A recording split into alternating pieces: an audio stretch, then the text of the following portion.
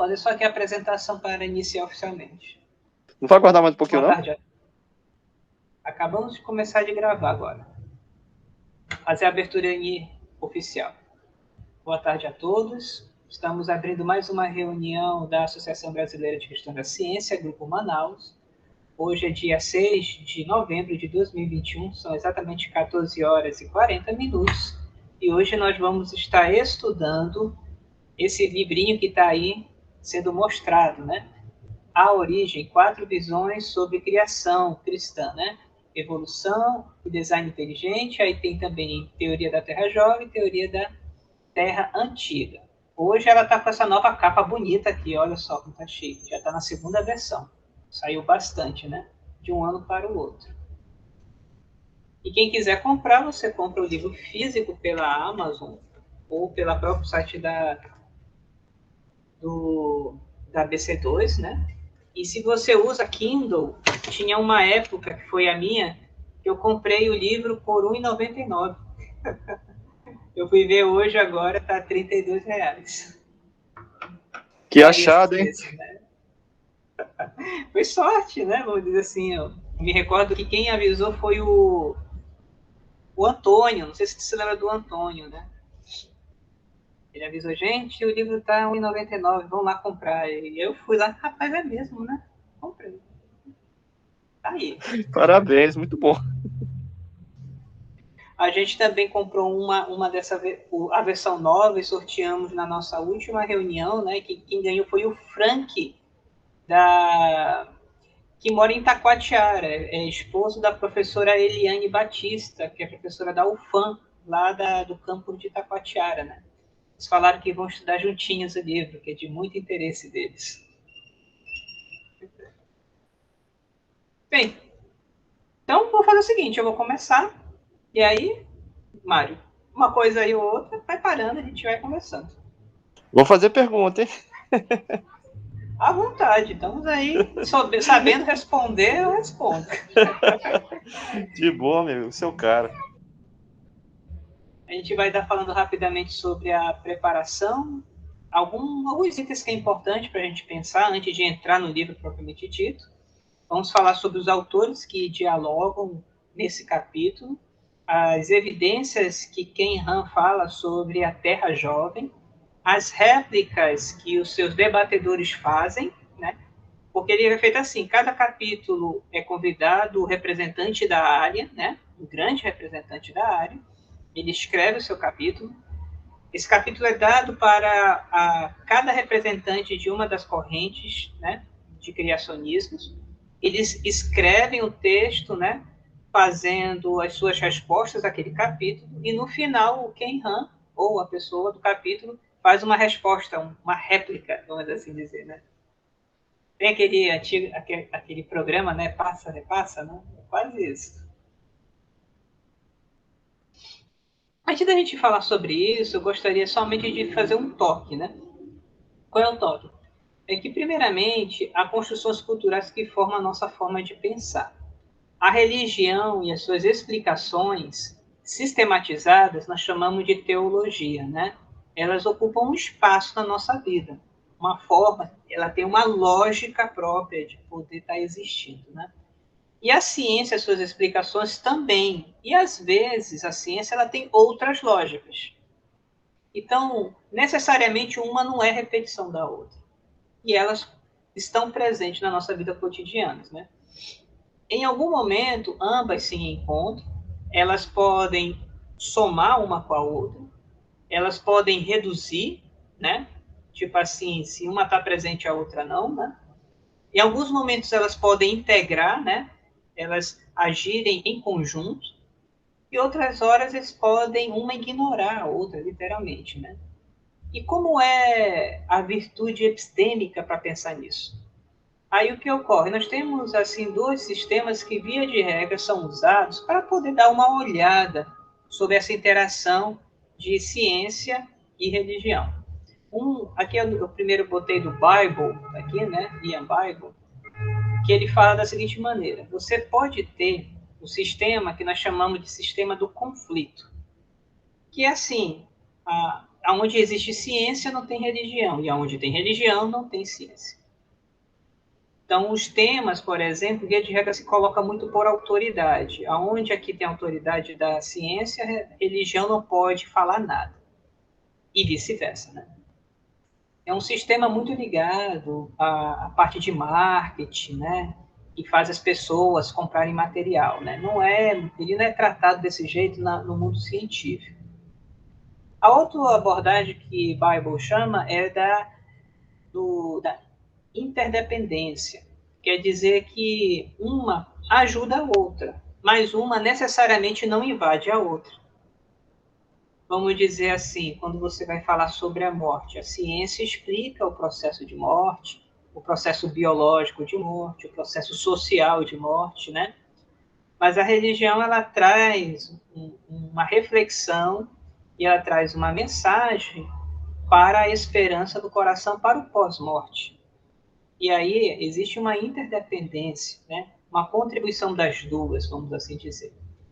Você tem a questão do diálogo, quando você vai estar colocando, não ambas para se confrontarem, mas elas vão, apresentar os seus pontos sobre um determinado tema. E elas vão dialogar, respeitando os seus limites, né? E, por fim, nós temos um modelo que ele chama de integração, que é um modelo um pouco mais complexo. Por quê? O modelo da integração ora, a teologia ela é predominante e a ciência ela é submissa, né? Então, nós encontramos isso, por exemplo, no controle científico muçulmano, né? Se alguma coisa é contra o Corão, ele é subtraído, é colocado como se nem existisse, né? Então, é uma integração parcial, porque existe, vamos dizer assim, uma ênfase maior na teologia e a ciência, ela, de vez em quando, é deletada em determinadas partes. Só entra aquilo que é de acordo com a teologia. Existe também um modelo contrário, que seria a ciência ser predominante e a teologia ser submissa à ciência. Nós vemos esse exemplo no chamado deísmo cristão, né? Que determinado século XIX, né, determinado grupo de cristãos, ele não entenderam que o universo mecânico de Newton explicava bem, e nisso deletaram o Deus que era, vamos dizer assim, pessoal. E falaram, não, Deus não é pessoal, Deus tem que ser impessoal, né? Porque Deus não pode fazer milagre, só um Deus pessoal faz milagres. E aí submeteu a teologia à ciência. Então, também é uma situação de integração parcial, e, ao nosso ver, às vezes o efeito é mais negativo, né? E nós temos a integração sintética e sistemática, que é aquela que você tenta equilibrar os dois, né? Pode falar, Mário. Não, estava esperando você terminar. Só questionando, Saulo, nessa situação do modelo Barbour, a gente poderia ter uma percepção daquela questão das esferas do Doivert? Haveria uma aceitação dessa linha? Assim, ele não é feito para pensando nessa linha, mas eles são dialogáveis, né? São dialogáveis. As esferas de soberania do Doyer, né? Que ele vai colocar que o Estado não pode, vamos dizer assim, né? Entrar dentro da casa das pessoas ou até mesmo em determinadas instituições como a igreja. Por quê? Porque família e igreja são instituições próprias e anteriores ao próprio Estado. O Estado ele é feito para a justiça, né? Vamos dizer assim, as esferas de soberania. E aí dialoga muito bem com isso aqui, por quê? Porque, por exemplo, o Bible ele entraria aqui nessa integração sintética e sistemática. Como seria? Entende-se quais são, vamos dizer assim, as esferas de soberania, o que cada um realmente tem competência de fazer e se respeita. Por exemplo, o Estado não vai entrar na esfera do culto e querer legislizar o culto. Não vai entrar nisso. O Estado não vai entrar, por exemplo, na família e assim por diante. E aqui ficaria a mesma coisa. A ciência, ela não vai, vamos dizer assim, entrar na esfera do religioso, da parte metafísica ou da parte espiritual para querer dizer o que é religioso e o que não é religioso. E o contrário também, né? A teologia respeitaria a parte de expertise da ciência e não diria que aquilo dali é necessariamente falso. Pode dizer assim, olha, entendemos que isso daqui, para o campo, para determinadas explicações, não tem ainda um significado, não tem ainda explicações, ou simplesmente não acreditamos, mas não chega e diz, olha, essa pesquisa é falsa. Não entraria nesse mérito, né? Não faria isso. Ok. Mas, Saulo, eu te questiono mais uma coisinha, mais um detalhezinho, quebrando um pouco a tua palestra, desculpa aí. Nível Brasil, como é que a gente está nesse processo de percepção da nossa comunidade científica? Eu vejo ainda um pouco fechada essa ideia, né, de diálogo e tal. Ainda vejo muito grupos, religião é isso, ciência é outra coisa e tal. Não se tem muita conversa ainda. Qual a tua percepção nesse sentido? Isso é um crescimento, né? Olha, a ABC2 não tem... acho que fez 5 anos, por exemplo. Não haviam grupos organizados de diálogo de fé e ciência. Não havia. Né? Aí o que acontecia? Dentro das universidades, a ideologia ligada, por exemplo, dentro das ciências da natureza, você tinha ali o naturalismo filosófico, ou você tinha determinados tipos de filosofia da ciência que eram adotados, mas todas elas materialistas.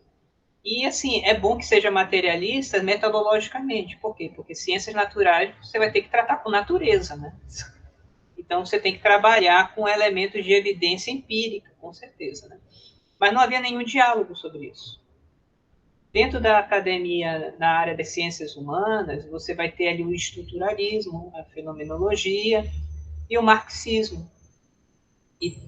E assim, todas elas, em si, elas são modernas, né? O que eu digo modernas? Modernas, elas fazem a ideia do deísmo ou a ideia realmente do afastamento do transcendente. Então, muitos cristãos brincavam assim, né? Tinha aquele pensamento esquizofrênico. Eu entro na faculdade, eu paro de pensar em como meus pressupostos cristãos interagem com aquilo. Pá, não penso mais nisso, só penso naquilo. Aí volta domingo na igreja, eu volto a ser crente. E essas coisas começaram a ser denunciadas publicamente por associações que fazem isso, como a ABC2, a associação também dos cientistas que trabalham com design inteligente, né? Acho que 3 anos atrás, né, foi fundado o Discovery International, né, que é do DI, do Design Inteligente aqui no Brasil, também começou a trazer esses debates que não tinha esse debate. Era totalmente desassistido. E eu acho que para poder ter mais impacto, vai demorar aí alguns anos. O nosso grupo, a ABC2, está começando a ter influência, começando. Né? Por exemplo, está sendo convidados para poder a ter colunas em jornais. Né? Alguns dos nossos representantes já têm coluna firmada já em alguns jornais, Jornal do Nordeste, né? Jornal do Sudeste, falando de fé e ciência. Nós já temos também determinados colegas que já estão começando a trabalhar determinados projetos. Aqui eu faço na UFAM um projeto, né? Tem uns colegas de Mato Grosso que fazem projeto de extensão, que está começando a aparecer. E também começou a se fazer determinadas pesquisas com essa abordagem. Eu fui convidado para ser banca de uma dissertação de História da Ciência sobre Ciência e Fé. Fiquei muito feliz pelo convite, né? Foi muito bom o trabalho, né? Foi bem bacana. Então está começando a coisa, não vai dizer assim, vai ser rápido, que não vai. Ao pouco está se ocupando um espaço, né? Está começando a ter visibilidade melhor, né? E olha, sabe onde a gente tem mais dificuldade, por incrível que pareça? É nas igrejas. É verdade. É mais fácil a gente entrar na faculdade do que na igreja. Por quê? Porque na igreja, via de regra, se confunde, vamos dizer assim, uma versão hermenêutica, uma interpretação bíblica, como a interpretação única de um texto. Só pode ser interpretada daquela única forma. Não se pode conversar sobre variações de interpretações. confunde isso como se fosse um próprio pecado, né? E a gente fala... heresia, né? É heresia. Como a gente fala assim, a Bíblia, ela é inerrante, sim, e inspirada, mas os seus intérpretes não. Nós não somos inerrantes, né? Pelo contrário, nós usamos do texto bíblico, buscamos a melhor interpretação dentro do nosso grupo denominacional, que nos orienta dentro de uma tradição, né? Dentro daquela tradição, determinados textos são renovados, outros textos se mantêm dentro de um conjunto de ideias, né? E aí a gente tem que ter maturidade, mesmo dentro das denominações, de poder entender o que é da minha tradição, o que é de outra tradição, e o que eu me enriqueço com aquilo que eu sei, e o que eu me enriqueço com aquilo que é do outro, né? Até brinco assim, vamos dizer assim, né? Um exemplo que eu dei uma vez, do trabalho de capelania de hospital. Muitos evangelistas, eles têm uma doutrina do batismo por imersão. Só vale batismo por imersão, né? E aí eu me recordo de uma situação de um pastor que ele estava pregando, só que o médico de uma senhora idosa não liberou ela sair para ir para a igreja para se batizar. E ela já estava bastante debilitada e ela pediu que queria se batizar, né? E aí o que esse colega ele fez? Entendendo a sinceridade do coração daquela senhora, ele convidou um pastor presbiteriano, que eles têm uma abordagem de batismo por imersão e por aspersão. Ele entende que os dois são válidos, né? Essa denominação. Foi lá, fez o batismo, orou, fizeram um culto ali e só foi para isso. Acabou o culto, a senhora foi ao Senhor, né? Vamos assim dizer. E aí a pergunta assim, meu Deus, será que a nossa briga de doutrinas secundárias vai impedir aquilo que nos une? Né? É verdade, porque é realmente Deus que sabe o todo, né, meu amigo? A gente não tem como ter essa compreensão de tudo que passa no coração, no universo, na realidade, né? Às vezes a gente fica brigando por coisas secundárias, né? E a gente deixa as coisas que são realmente mais importantes. Bem, vou continuar. Tranquilo, obrigado pela digressão aí. Aqui, por exemplo, Alexander tem um modelo parecido, assim, eu até digo assim, quase equivalente. Ele vai chamar da independência como um modelo do ministério não interveniente, né, do Steve J. Gould, né, que coloca que ciência e religião eles trabalham em campos diferentes, por isso que não se batem, vamos dizer assim, né? O modelo da complementaridade ele é muito semelhante à ideia do diálogo, né? As integrações aqui ele chamou tudo de modelo de fusão. Você está unindo os dois, né? E o último ele chama de modelo do conflito, que é aquele que você coloca aonde tem uma coisa não pode ter outra, né? Então, por que eu estou botando isso? Porque em muitos momentos, assim, na minha ou nas outras palestras, você vai ver que em determinado momento a gente vai perceber uma integração com o predomínio da teologia sobre a ciência.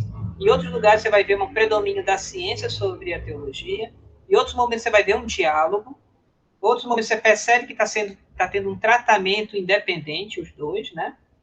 Em outros momentos está tendo conflito mesmo, né? Está tendo conflito. Só para ter uma ideia assim geralzona, como a gente está iniciando, como é que são essas abordagens? Aqui eu botei as três, eu não botei o DI, vou explicar o DI à parte, né? Aqui algumas variáveis para a gente entender essas formas de criacionismo.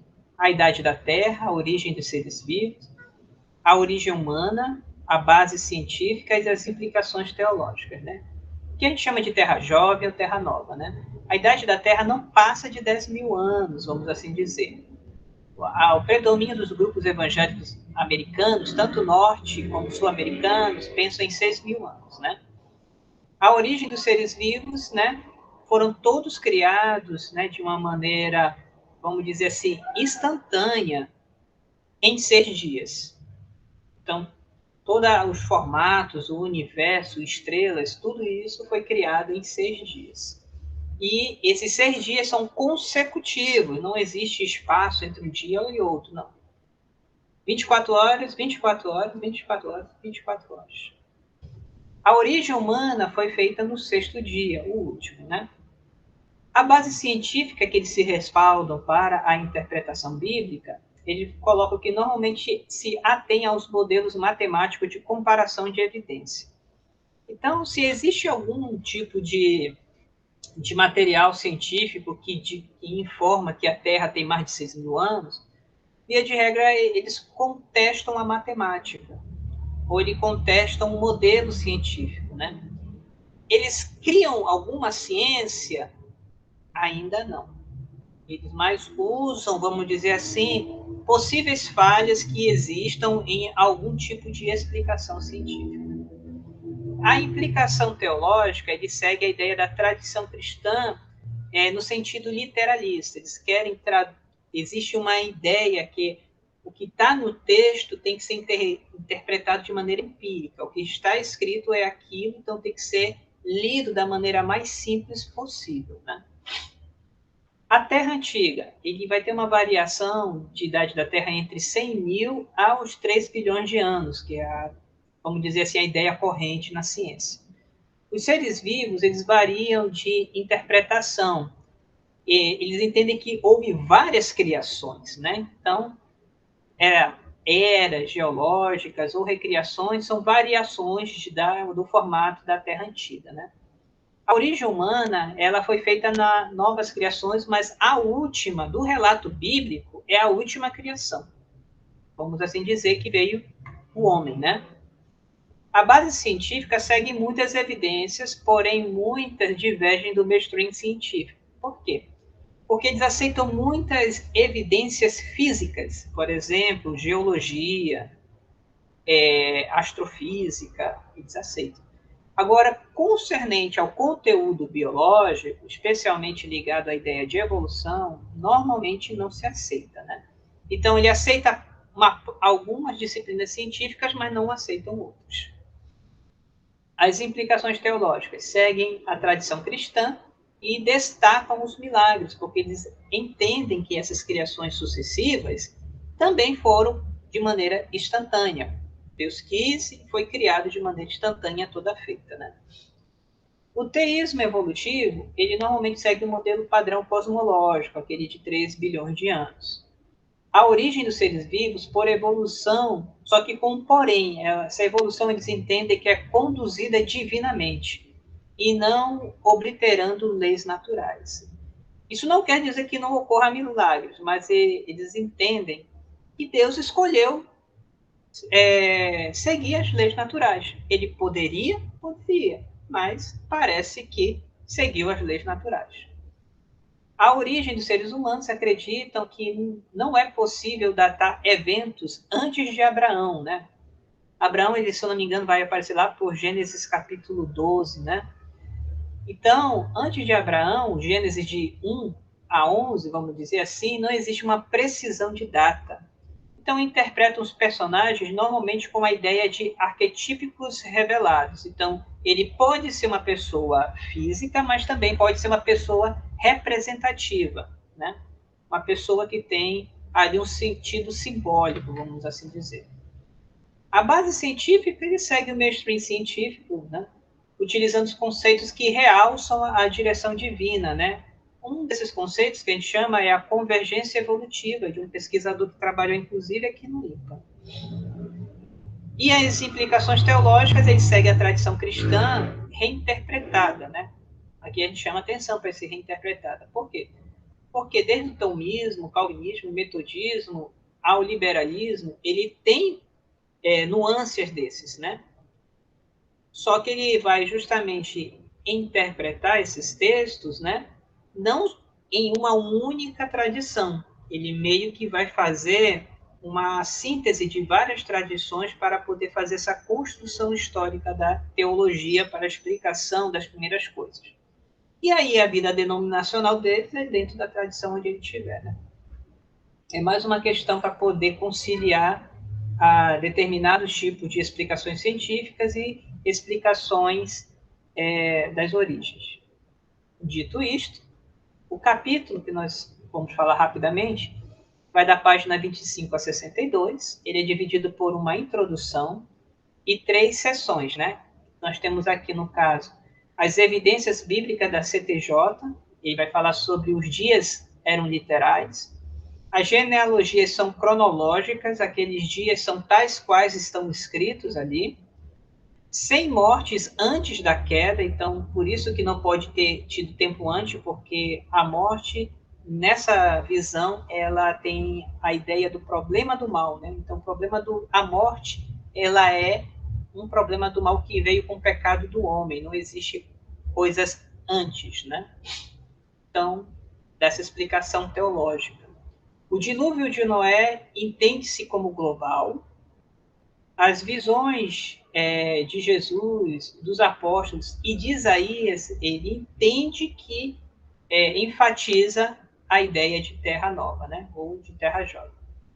As evidências científicas que confirmam Gênesis, ele vai falar sobre as raízes históricas dos milhões de anos e da evolução, a evidência geológica do dilúvio global, as espécies criadas e não evoluídas, e, por fim, vai falar aqui por que Gênesis é importante, uma questão de evangelho e um problema de salvação, né?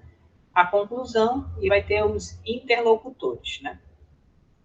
E aí, a fala dele durante o capítulo, a leitura dele, dá para perceber que não é um cientista, não, né? Dá para perceber que parece ser um divulgador científico e junto com uma ideia de um pastor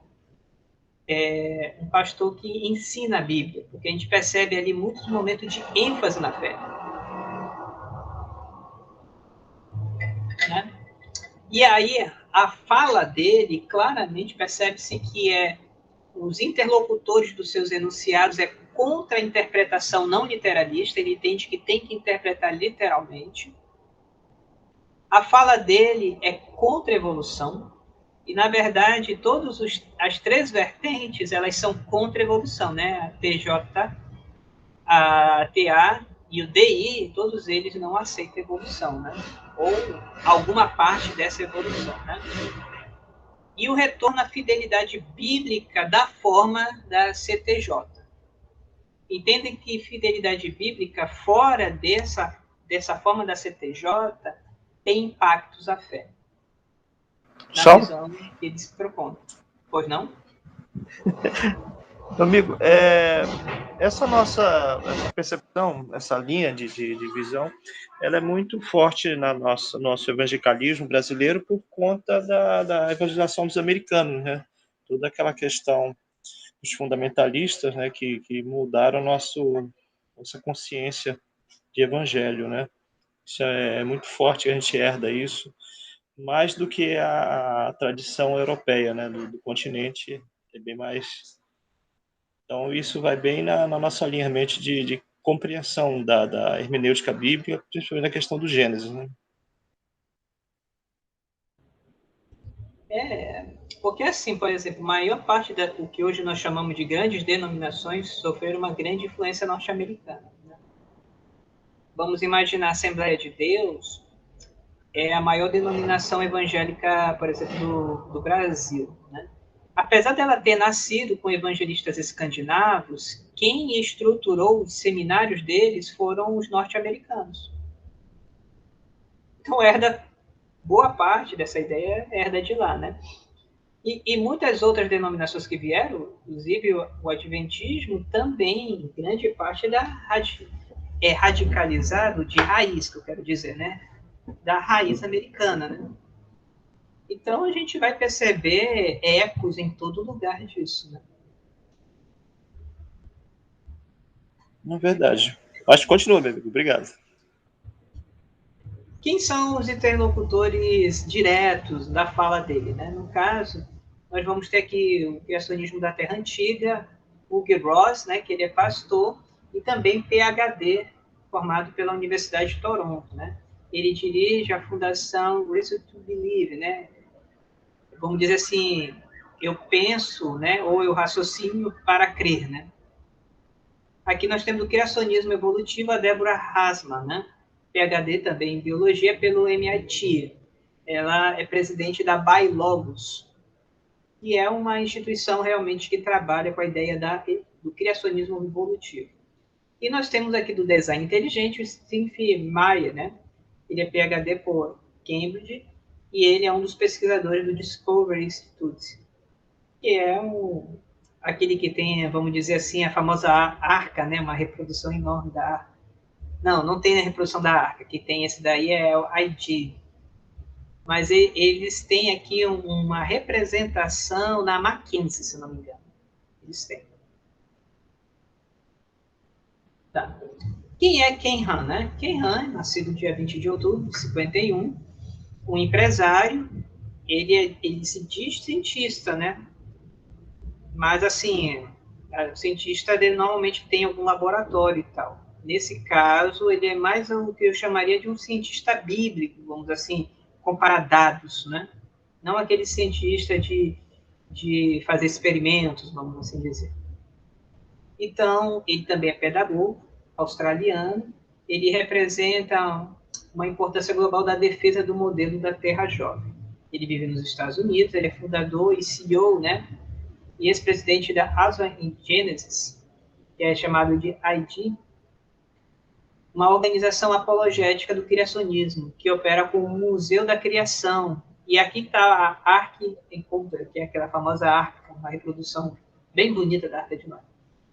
Han, ele é bacharel em ciências aplicadas, com ênfase em biologia ambiental, pelo Instituto de Tecnologia de Queensland. Ele não tem mestrado e não tem doutorado, nem PhD. Ele, vamos dizer assim, ele é um autodidata, por assim dizer. E dentro da ideia que ele vai se desenvolver, ele começa falando, como eu disse no início, ele aparenta fazer uma apologia, né? Fazer um estilo apologético, e é uma apologeta bíblico, vamos assim dizer. Então, ele não vai, assim, dar ênfase a algumas informações científicas.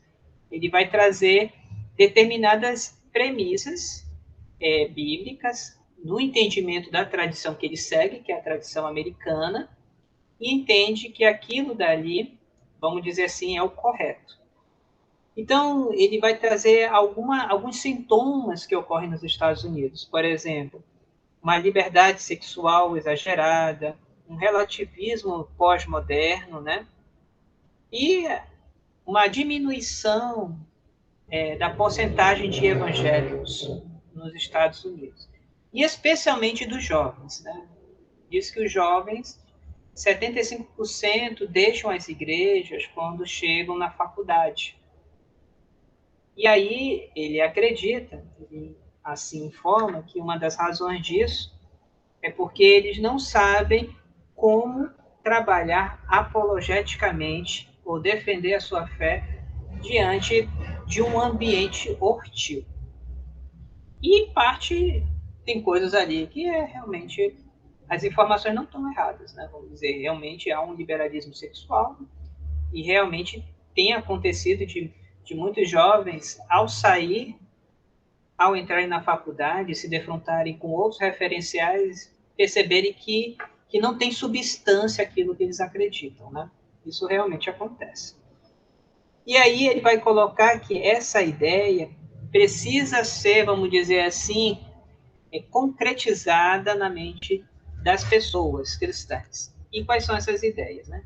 Primeiro, o ensino claro e a leitura natural de Gênesis de 1 a 11, como verdade bíblica toda, né?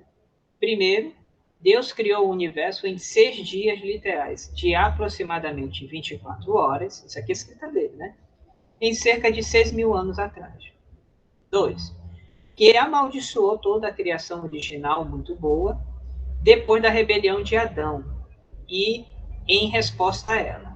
3, ele destruiu o mundo com a inundação global catastrófica de 1 ano no tempo de Noé.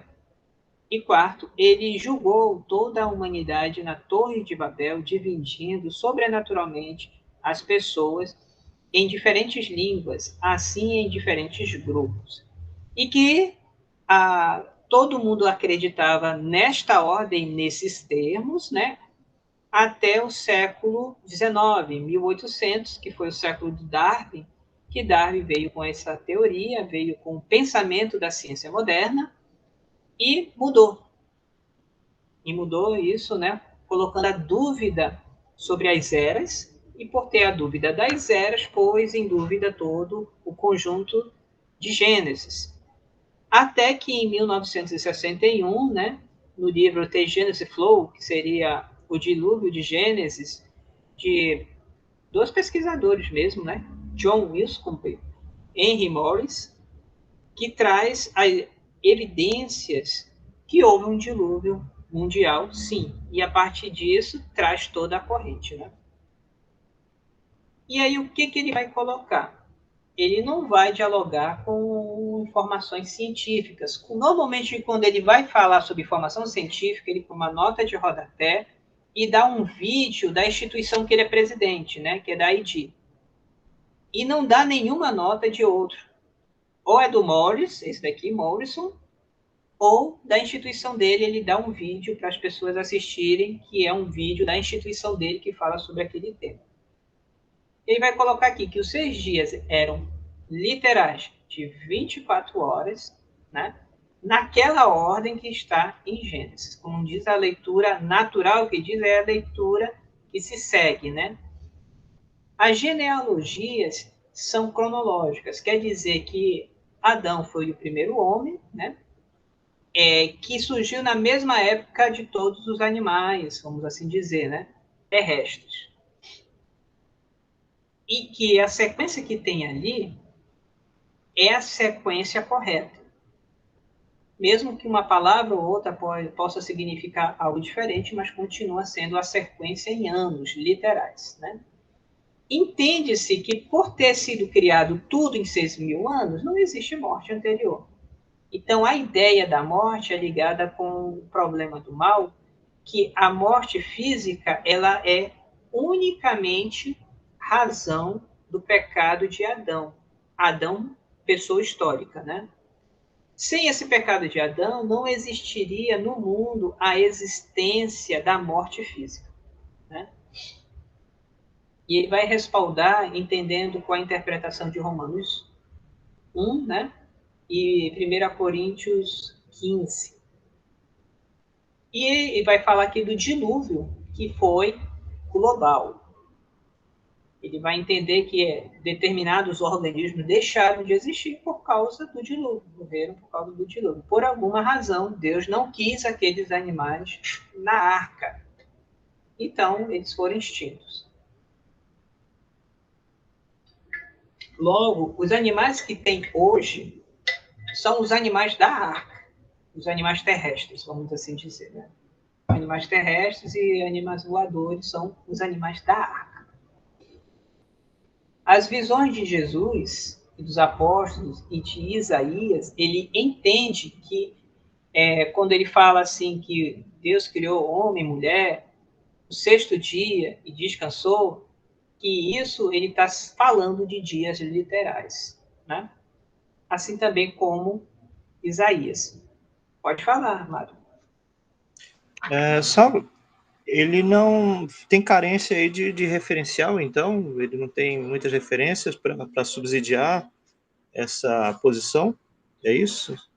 Teológicas. Ele tem referências teológicas. Uhum. Mas científicas, bases científicas, assim, estudos e tal, tem carência disso? Ele não diria assim. Ele diria que tem evidências que esses fatos históricos ocorreram, porque ele entende os dias, o livro de Gênesis, especialmente o primeiro capítulo, como um relato histórico. Tipo um relato histórico pensado de maneira moderna, né? Que está se falando de fatos, né? Certo. E aí o que acontece? Entendendo nessa forma, eles seguem eu vou falar assim uma palavra, não entenda como pejorativo, mas ele pescam alguma coisa que fortalece aquilo e se coloca aquele dado, né, de alguma pesquisa, de alguma coisa. Só que lembre-se, eles não pegam assim uma coisa organizada e orgânica, né? Normalmente é em palestras. Uma palestra de alguém da própria instituição que ele dirige, organiza aquilo e apresenta. Uma autorreferência, então. É uma alta referência, isso ocorre, né? Agora, o que não foi possível para mim foi assistir todos os vídeos, né? São vários vídeos. Eu falo uma coisa, coloco um vídeo, coloco outro vídeo, né? E os vídeos são deles e são de outros pesquisadores da instituição dele. Mas ele não vai discutir aqui, por exemplo, carbono 14, radiometria. Não, nada disso ele coloca ao decorrer, né? Pelo menos nessa sessão que eu estou colocando aqui. Certo. Na questão da arca, ele não acredita nem em microevoluções que possam ter existido? Ele não chega a falar em microevolução porque ele acredita que evolução não existe. Entendi. É bem Então ele literalista nem mesmo, se né? dá, bem literalista, ele nem se dá o trabalho, né, de discutir isso, trazer evidência.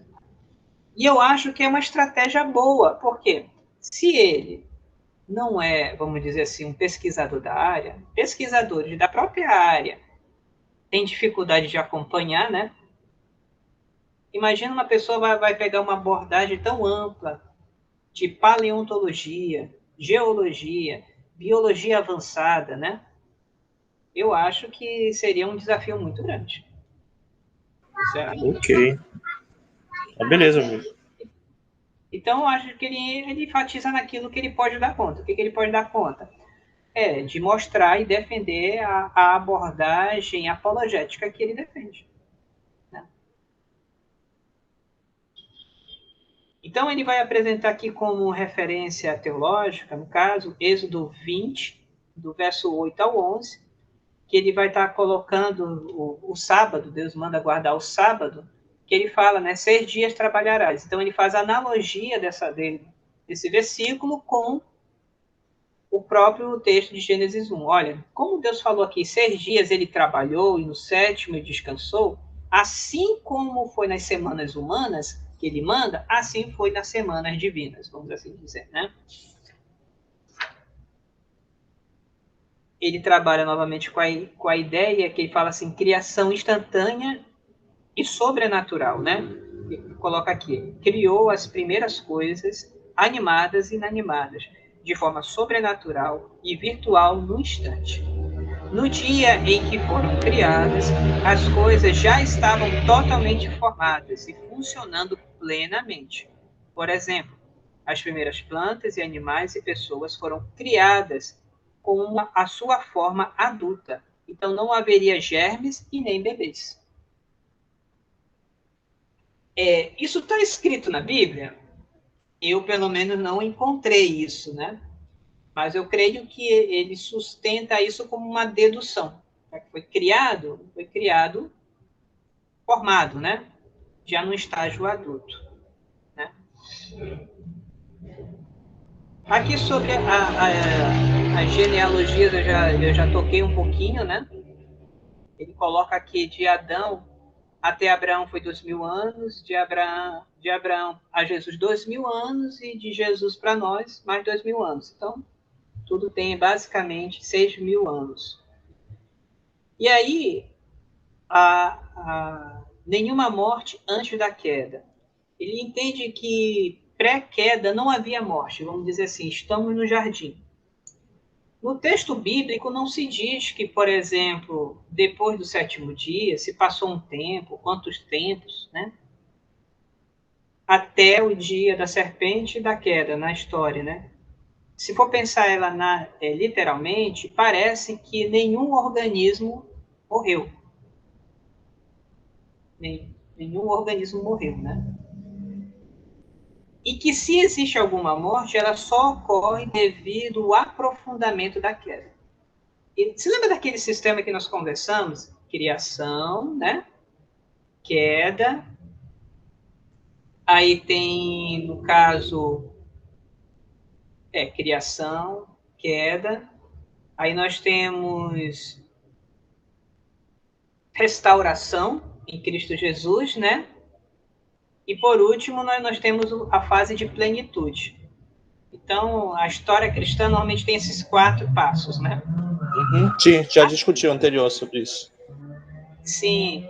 Aqui, por exemplo, desses 4, a queda tem uma ênfase muito grande. Por quê? Porque a terra foi criada boa e a maldição que Deus colocou por causa do pecado do homem foi tão grande que tudo que existe, vamos dizer assim, que nós entendemos como errado, foi por causa deste pecado original. Então, este pecado causou morte dos animais, dos organismos, das plantas, qualquer situação que ocorra, né? Tanto seja ela intencional como não intencional, o poder da queda fez isso. Então, vamos dizer assim, se nós tivéssemos 4 bolinhas, a bolinha da queda seria grande, e aí a bolinha, no final dos tempos, que seria a glorificação, também seria grande, né? E aí a bolinha da criação não tão grande, e a bolinha aqui da ressurreição de Jesus, né? Também não seria muito grande. Então, o foco dessa interpretação está aqui, né? Na queda e no final de tudo, né? Não sei se eu estou enrolando mais ou se dá para entender. Não, tranquilo, deu para entender, sim. Uma visão da história aí bem colocada. Aí ele fala a futura obra redentora de Cristo. Ele vai apresentar Apocalipse capítulo 21, verso 3 a 5 e 22, verso 3, né? Que fala que não haverá mais nenhuma maldição no reino do Messias. E aqui ele respalda que tudo que acontece, a razão de existir morte, né, é por causa do pecado original, vamos dizer assim, né? Criação, queda, redenção e restauração. Era essa palavra que eu estava tentando me lembrar, né? Queda, não, criação, queda, redenção e restauração. Sobre a ideia aqui do dilúvio global, ele, como vai entender literalmente, ele vai entender que existiu um dilúvio, que foi global, e que esse dilúvio matou todos os seres. E que o que se encontra nas montanhas é resquício disso, desse dilúvio global, né? E que entende que os fósseis podem existir lá também, né? Só que os fósseis são de materiais recentes, não antigos, e que é possível ter fóssil recente, né? E as questões das medições dos fósseis, ele coloca alguns links para vídeos, né? Que vai fazer aquele efeito, né? Que vai dizer que existe ou algum erro matemático, ou algum erro metodológico, que não é aquilo. Né? Ele não vai dizer uma ciência que sustente, ele vai dizer alguma possível falha, no caso, né? E aí ele vai trazer aqui uma coisa que eu achei bem interessante, né? Que devido depois a ter acontecido tudo isso, ele fala que tais atividades tectônicas no solo, no oceano, em toda a Terra durante meses, produziu de tsunamis devastadores que tornaria de assalto as massas de terras pré-inundadas, causando destruição além da imaginação. Então ele segue uma linha que a gente chamaria de catastrofismo, né? De catástrofe. O curioso é que ele não mostra necessariamente a evidência disso, né? Porque isso daqui são tudo coisas físicas, mas ele entende que quando se pega outra forma, ele vai pegar com uma filosofia da ciência chamado uniformianismo, quer dizer que as coisas do passado funcionam parecido com as coisas do presente. E ele entende que isso é falso. Por quê? Porque o uniformianismo diria que as medições de hoje seriam muito parecidas com as medições do passado. E por causa disso, não dá para se entender que é exatamente isso. As catástrofes mostram justamente isso, que não foram iguais. Né? Tá. Então, eu vou agora para o segundo slide, que seria evidências científicas que confirmam Gênesis, raízes históricas de milhões de anos e evolução. No caso, ele vai afirmar que a cristandade ela acreditava exatamente nisso que ele está falando, até o século XVIII, XVIII, XIX, aonde ocorre a manifestação da ciência moderna, e que aí tem a evidência do deísmo. E isso, de fato, aconteceu, né? Especialmente na Europa, no caso, né? O deísmo, aquela questão que o universo funciona, Deus criou, mas deixou por conta, né? E isso abriu porta para poder aceitar-se a ideia dos milhões de anos, já que é um mundo que se autocria, que se autofaz, que autofunciona, né? Quando Darwin aparece com a ideia de evolução, o mundo já estava acessível para aceitá-la, né, nesses termos. E aí ele vai dizer que é um problema isso, porque ele chama, dizendo que existe dois tipos de ciência. A ciência observacional, experimental, que é aquela que você cria uma hipótese e você pode ir para o laboratório fazer um experimento para confirmar ou não. Então ele vai chamar isso de ciência experimental, que ele vai chamar de ciência comum, de ciência que nós conhecemos. E ele vai chamar uma outra forma de conhecer, chamada de ciência histórica, que necessariamente não é capaz de produzir um evento histórico, mas por meio de determinados elementos você pode criar uma narrativa. E ele vai falar que a ciência histórica não é tão poderosa, não tem o mesmo nível de importância que a ciência experimental. E que normalmente a evolução, a astronomia, a paleontologia, né, a geologia histórica, todas elas são ciências históricas, então por isso elas não têm o mesmo peso das ciências experimentais, e que as ciências experimentais mostram contradições nessas ciências históricas, né? Tu podia só repetir resumidamente de novo esse argumento, porque eu perdi um pouco essa linha. Ele diz que tem dois tipos de ciências. Certo. As ciências observacionais, que ele também chama de experimental, é aquela que você cria uma hipótese, faz um experimento, observa o resultado e tal, né? E as ciências históricas, que é uma organização dos fatos que aconteceram no passado, mas que não podem ser reproduzidos.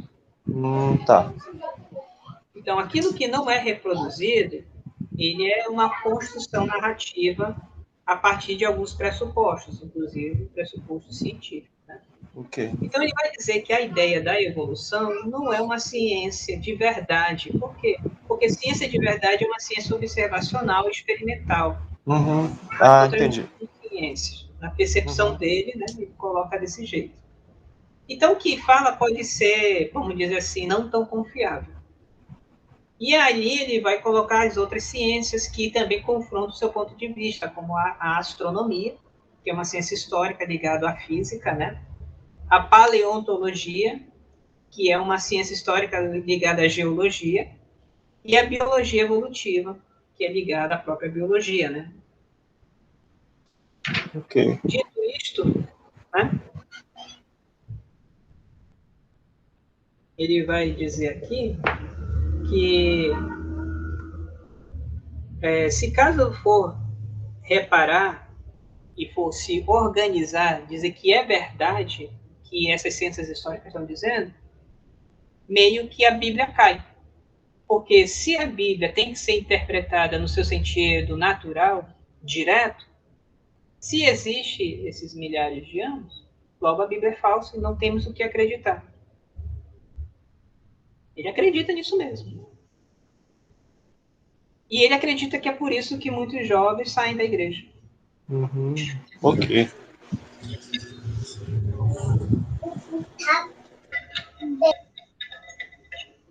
Ele fala que as inferências dos evolucionistas são feitas com base em pressupostos de uma cosmovisão naturalista, ou seja, ateísta. Em seu raciocínio e interpretação das evidências observacionais, eles assumem que, a natureza ou a matéria é tudo que existe, e 2, tudo que pode e deve ser explicado pelo tempo, pelo acaso ou pelas leis naturais, trabalhando na matéria.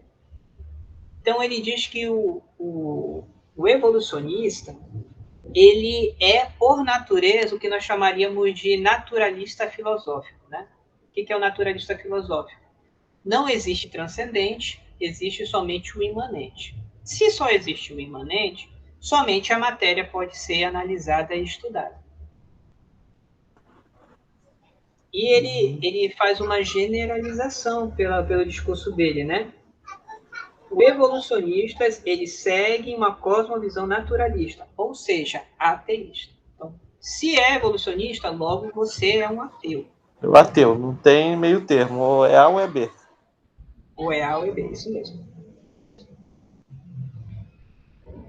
E aí, ele afirma aqui, né? Eu afirmo, independentemente de quaisquer intenções sinceras, em contrário, eles estão mirando a autoridade da palavra de Deus.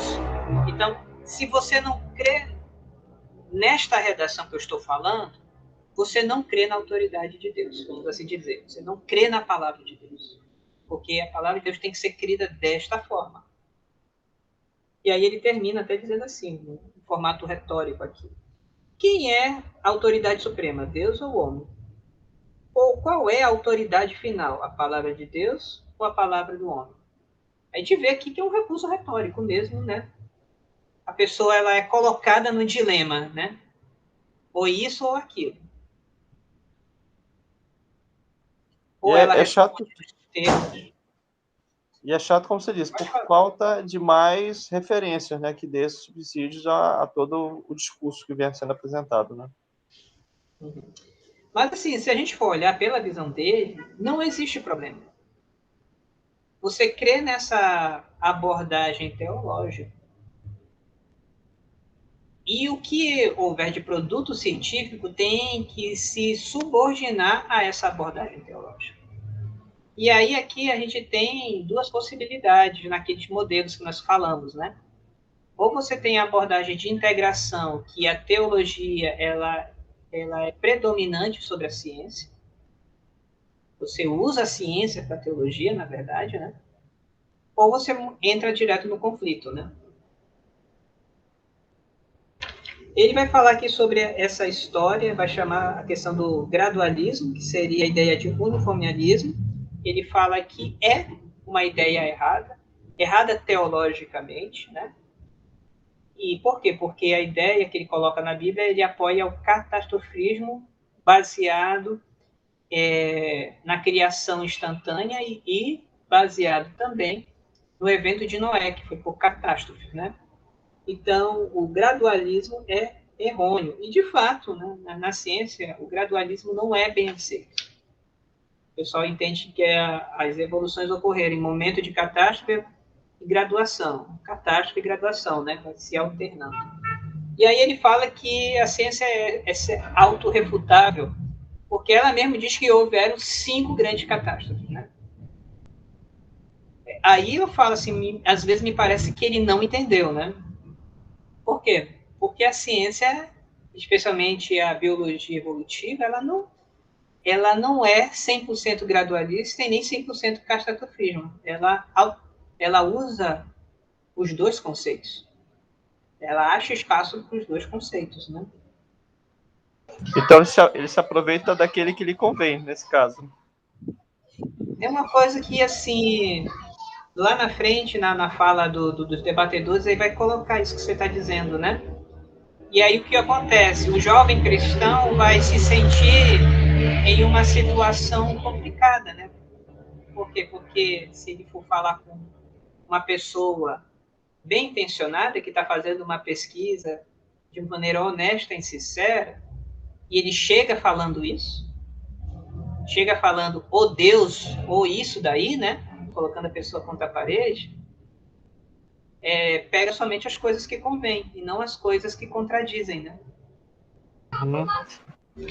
É o que a gente está vivendo um pouco hoje, né? se pinça só o que é conveniente, né? Nível geral, nível Brasil. E fala assim, as espécies elas foram criadas instantaneamente e não evoluídas. Lembre que foi criado nos 6 dias, né? Só que os animais que se tem nessa versão são os animais da Arca de Noé. E nós não temos como saber quais são, né? Nós não temos como saber. e que essa gama de animais que ocorreu no histórico de Noé foi o que povoou toda a terra continental, vamos dizer assim, né? A terra sem água. Gênesis é importante uma questão de evangelho. Se ele é uma pessoa literalista, grupo, né? Quando ele vai pregar o evangelho, às vezes, sabe, não é a intenção de pregar, mas é tipo de manter o que já tem, né? O evangelho, ele é possível ser mantido porque Jesus, ele aceita a autoridade de Moisés, ele fala sobre a criação, né? Romanos e Paulo fala da criação, né? Então, quando você desacredita no livro de Gênesis, nessa parte aí tem razão, se você diz que Gênesis não existe, Gênesis é uma ficção, você tira as bases de interpretação. E é verdade, porque você tem aqui criação, queda, redenção, né? Restauração e redenção. A base de tudo é criação. Se você não tem criação, você não tem um Deus todo-poderoso, criador de todas as coisas. Só que tem um porém. Ele entende, né, que a ideia de evangelho para ser pregado é ser pregado uma verdade que seja literal. E aí, se caso você não entende essa verdade como literal em Gênesis, meio como você está negando o próprio evangelho. Tem outros pontos que a gente poderia desenvolver nisso, né? Mas eu acho assim que o mais importante seria isso. Eu aqui fiz uma parte aqui que eu selecionei, né? Percebam isso, ou não. Todos os proponentes da Terra Antiga, na igreja, têm uma visão da morte e do mal natural, que é irreconciliável com o ensino bíblico sobre a criação pré-queda. A maldição sobre a criação na queda e a remoção futura dessa maldição na segunda vinda de Jesus Cristo, em Apocalipse 22, verso 3. Posto desta maneira simples, toda a visão da Terra Antiga coloca a morte antes do homem. A Bíblia coloca o homem antes da morte. Assim, acreditar em milhões de anos é uma questão que envolve o Evangelho. Essa crença, em última análise, contesta o caráter do Criador e Salvador e mina o fundamento do Evangelho que salva a alma. Então deu para entender, né? Se é uma versão literalista, se cai a literalidade, cai o livro de Gênesis. Esse é o entendimento dele. Entendi. Tu tá fechando já, né, Saulo, a percepção dele? Já. Só mais esse ponto aqui sobre o problema de salvação, né? É muito parecido, na verdade. O problema de salvação é quase a mesma coisa. Ele vai trazer uma citação do Bulldog de Darwin, né? O Hallett, né? Que ele vai falar que não sabe como uma pessoa consegue se manter judeu ou cristã, entendendo que Gênesis, que é a base de tudo, né? Se ele é literal, e se a evolução é verdade, não tem como ser compatível, né? E aí o Hallett ele diz que o sincero é que se deixe uma coisa ou outra, mas é incompatível as duas. E aí ele usa a palavra do Hallett e legitima, é isso mesmo, né? Ou é uma coisa, ou é outra. E aí a resposta dos outros, né? CTSA, né? O Hugo Ross, ele vai dizer o seguinte, que ele tem muitos pontos em comum com o Han, ele crê na criação rápida e instantânea, ele entende que a Terra já existia antes da criação do homem. A palavra dias, ela é entendida de outras formas. O que ele quer dizer? O que Han coloca numa hermenêutica, numa exegese, dizendo que aquela palavra quer dizer um dia de 24 horas, ele fala que não. Que tem outros sentidos. Que você pode pegar outras pessoas da tradição cristã, que são respeitáveis, que não entendem que é 24 horas. ele é contra a ideia de uma criação amaldiçoada e não confiável. Por quê? Muitas das provas que você diz que tem na ciência, quando não existe algo que, mesmo bem metodologicamente feito, corretamente, deu um tempo além dos 6.000 anos, o Hahn vai dizer, mas a Terra foi amaldiçoada, então ela não é confiável. Então, a própria natureza, as leis naturais, de uma certa maneira, foram totalmente impactadas pelo pecado do homem, né? Que, se caso vier alguma coisa contra essa ideia dos 6.000 anos, não é confiável. E aí Rawls põe um ponto. Não, isso está errado. A Terra, sim, foi amaldiçoada. Mas não quer dizer que as leis que Deus criou foram amaldiçoadas. Porque ele entende que as leis naturais foram criação de Deus, né? A genealogia, ele também diz que não é exaustiva, não é daquele ponto como o Hahn coloca, ser literalmente anos, né? A Hasna, que é representante do criacionismo evolutivo, ela começa no ponto mais apaziguador, ela vai falar assim, né? E o CTJ e o CE concordam sobre ter fé em Deus, no seu Filho Jesus, e que Deus criou todas as coisas. E que o problema da sexualidade, o problema da pós-modernidade não é da evolução, é do pecado na sociedade, e não de uma teoria que explica fenômenos naturais. Porque Hahn meio coloca na ponta da evolução um pouco disso, né? Heidi retrata alguns erros no contexto científico, porque ele considera que quem aceita a evolução meio que é um ateu. E que segue necessariamente o naturalismo filosófico, né? Ela diz que isso é um erro. O contexto científico não é assim. E até ela diz, na verdade, nós temos uma grande quantidade de cientistas religiosos. Tá? Não só no religioso do judaísmo cristão. Não. Até em outros, né? A não separação integral da ciência histórica e observacional. Ela diz que não existe na ciência essa coisa de separar ciência histórica e ciência observacional do jeito como o Hahn coloca, né? Toda ciência tem uma abordagem histórica que conta, que mostra, que faz os seus levantamentos, até mesmo para dar sentido àquilo que é feito experiencialmente, né? E o experiencial dá subsídio para interpretar aquilo que é interpretado como histórico. Então, uma depende da outra.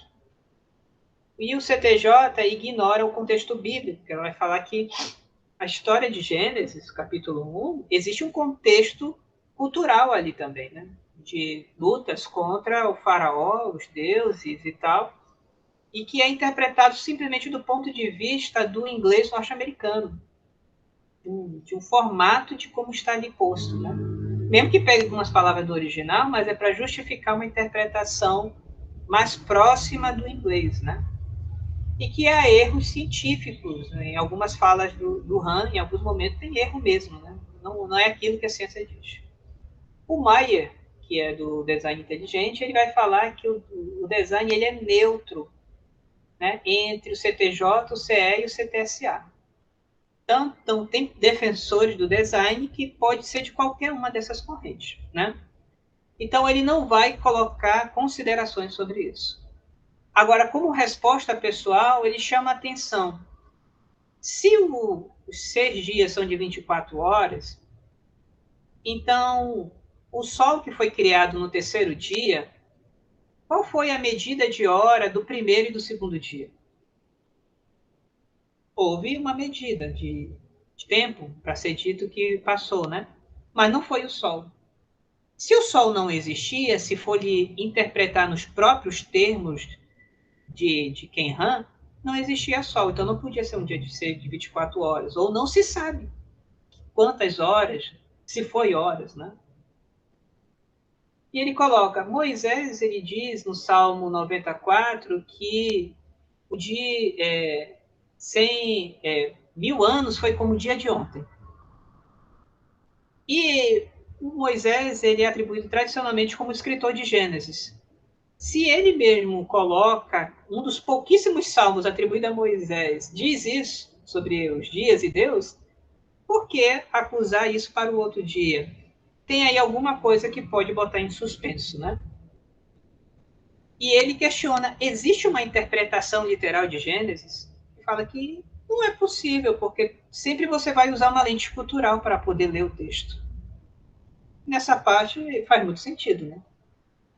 Ele vai botar aqui, a idade da Terra será realmente o mais importante entre os crentes cientistas? Isso tem que botar divisão entre os crentes cientistas, né? E ele faz uma crítica ao criacionismo evolutivo, que ele entende que existe muito pressuposto de evolução dentro da própria interpretação da criação. Ele entende que a Terra jovem e a Terra antiga, eles têm forma de colocar isso nos próprios termos do próprio texto, né? E ele coloca que ele não enxerga isso no criacionismo evolutivo. Na verdade, ele não chama de criacionismo evolutivo, ele chama de teísmo evolutivo, né? Que é uma distinção conceitual. E é isso aí. Muito bem, palmas! Uhul! E terminamos, né? Bem sintético mesmo, né? É bastante página, né? A réplica dele, já ia me esquecendo, né? O que ele vai falar? Ele vai dizer, na verdade, vou até sublinhar aqui, né? Direi que os três, repetidamente, igualam a ciência ao que a maioria dos cientistas acreditam. E eles igualam a ciência ou evidência ou fatos como são, na verdade, ao pressuposto uniformista naturalista. Né? E aí ele pede para assistir os vídeos dele, né? Ele vai colocar novamente que a ideia de Êxodo, dos trabalhar a 6 dias e descansar a 3, essa é uma analogia válida para entender os 7 dias literais em Gênesis, né?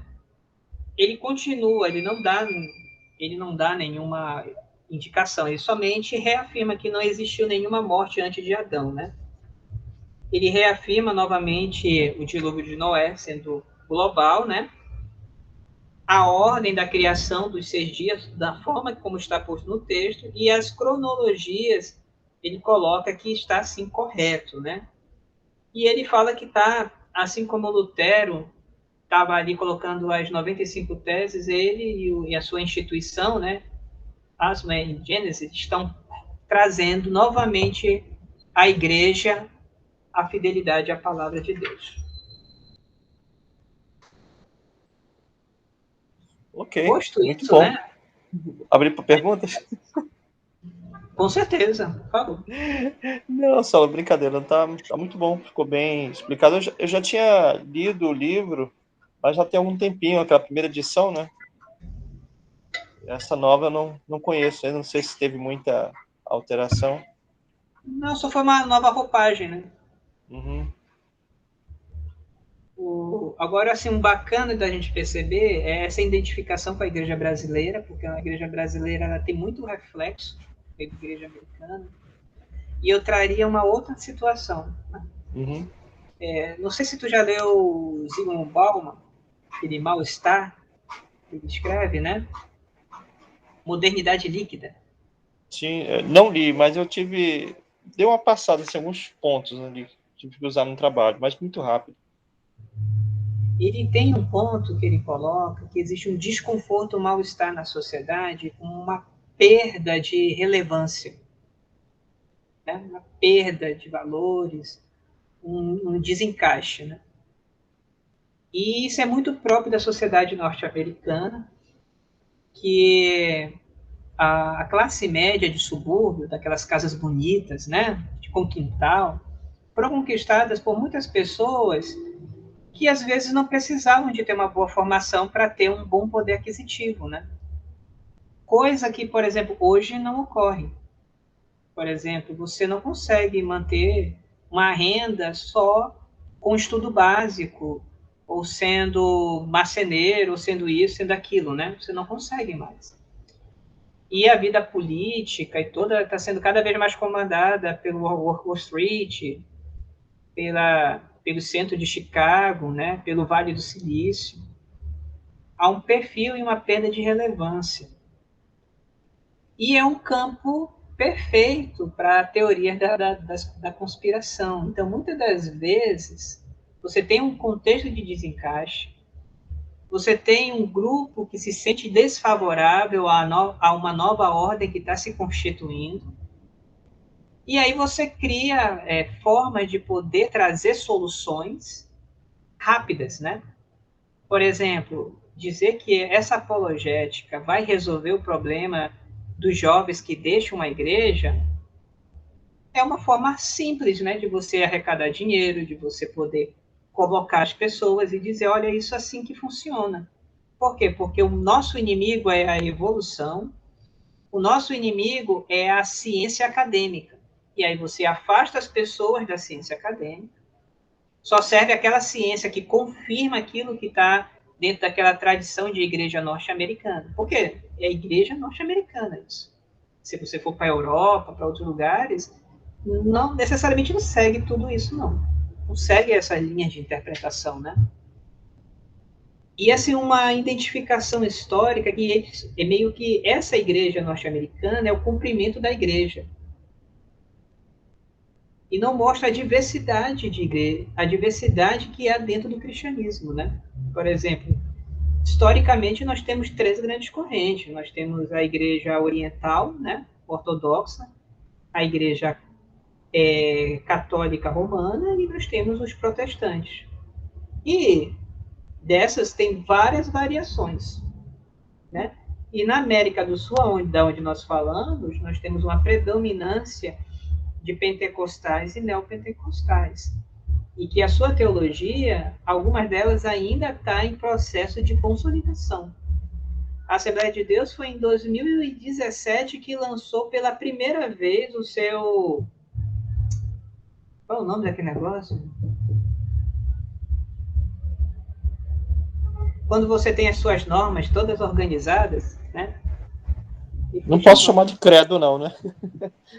Vamos chamar de credo. Foi a primeira vez em 2017. Quando ela fez 100 anos que ela fez. Nossa, não sabia disso, não. Pois é, fez o seu credo. E está em consolidação, né? Nós temos hoje uma predominância de igrejas neopentecostais que elas não têm, assim, uma doutrina bem formada, é muito personalista, né? Do seu líder carismático. Aí vamos dizer que esses daí não são igreja de Cristo. Quem são nós para dizer que não é? Quem vai dizer que não tem ali pessoas salvas ali? Quem vai dizer?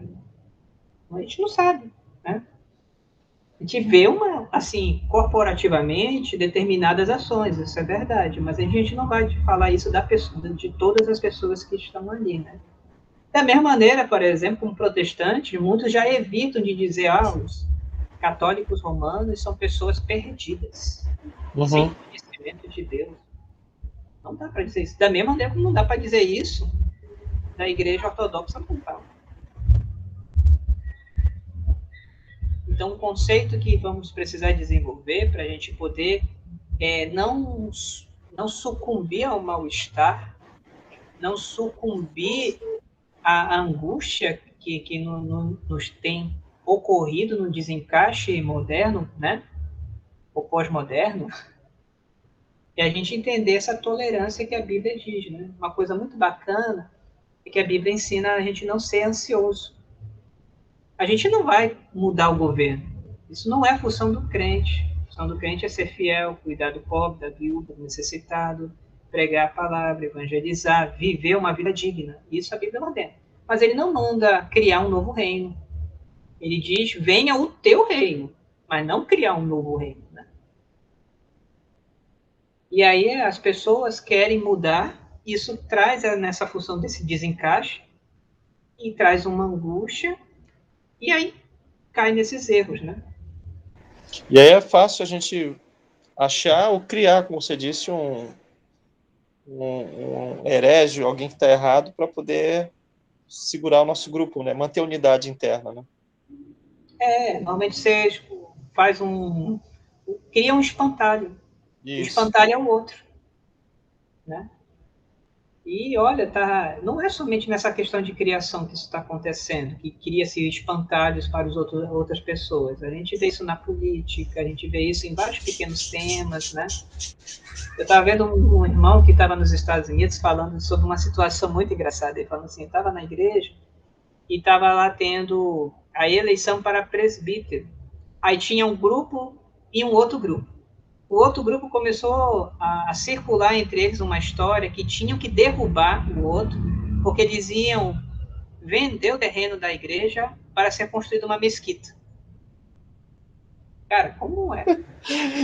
Presbítero que vai ser eleito para conduzir a igreja, vai vender a igreja para uma outra confissão, para uma outra religião. Misericórdia. A situação de desencaixe, as histórias que acontecem, e aí você, quando mal percebe, está ali, né? Essas situações, né? Então, isso do criacionismo, de uma certa maneira, de não reconhecer as outras áreas, as outras esferas de soberania, né? A gente vê um pouco desse contexto de desencaixe, dessa corrida de querer fazer do seu jeito, né? E aí, quanto mais faz, mais relevância perde. A gente tem que começar a dialogar mesmo um pouco mais e ter uma presença mais fiel, né, meu amigo? Presença cristã fiel nos seus espaços mesmo. Essa ideia de presença fiel, pegar como referência Daniel, né? Para muitas pessoas não encara, porque, por exemplo, a ideia do literalismo é muito forte, né? Por exemplo, tem gente que diz, para Deus ter falado, tem que ter uma manifestação. Por exemplo, eu participei de um tempo de grupos pentecostais, eu achava assim, como me colocava, qual é o culto que Deus estava presente? Era aquele culto que havia milagres, que havia alguém falando em línguas, que havia uma manifestação do sobrenatural. Então, o sobrenatural quer dizer que Deus está. Uhum. Se não há o sobrenatural, Deus não está. Se Deus não está, então aquele culto foi frio, não valeu a pena, né? Mas se você for uma pessoa fiel às Escrituras, você vai entender que Deus está ou não, Deus sempre está tendo manifestação ou não sobrenatural. Uhum. Sim, sim. E o que está acontecendo, na verdade, se tem uma vinculação a isso, está tendo uma vinculação, na verdade, emocional. Então, é um culto emotivo. Se tem um culto que eu tenho uma forte emoção por acontecer um evento, então eu estou criando um culto associado às minhas emoções. E não a uma adoração bíblica, vamos dizer assim, né? Reconhecimento do culto público e tal, né? E é perigoso, né, só porque a gente pode cair num subjetivismo aí, que aí cada um, com o tempo, cada um vai começar a interpretar conforme o meu sentir, né, minha percepção e etc, né? Se a gente seguir essa linha, né? E aí perde a Bíblia cada vez mais. Querendo achar Deus, você se perde na verdade de Deus. Né? Por isso que tem que ter fé e crer nas Escrituras, seguir dentro de uma tradição. E lembrando, não existe tradição que tenha o conhecimento total de todas as coisas do universo. Uhum. Cada tradição ele tem determinados limites que Deus permitiu. E eu vou viver melhor do que outro. Não, você vai viver aquilo que Deus permitiu você viver naquela tradição. E você pode fazer o melhor dentro daquele contexto, né? Lembra de Esther? O que era ser uma pessoa usada por Deus? No contexto de Esther. Ser uma pessoa usada por Deus era salvar o povo dela. Uhum. Foi um milagre. Aquela foi a missão que Deus deu a ela e ela realizou, né, no tempo dela. Né? Naquele momento, com a possibilidade que ela tinha, né? E está no cânone bíblico. Uhum. A história dela, né? Então, essas questões, elas nem percebem que estão presentes nessa discussão de origem da Terra, né? O Ken Han não dá muito para discutir coisas científicas, porque é o que acontece. Ele vai fazer mais um trabalho de apologia mesmo, né? Uma apologia de uma teologia americanizada, né? Uma versão americana dela, muito próximo de uma ideia empirista, pragmática. Ele coloca muitas perguntas assim, por que Deus vai querer botar milhões de anos se ele pode fazer isso agora? Eu falo, mas isso quem pensa é você. Por que Deus não pode botar 1 milhão de anos? Uhum. Se ele pode, ele pode. Por que ele não botaria?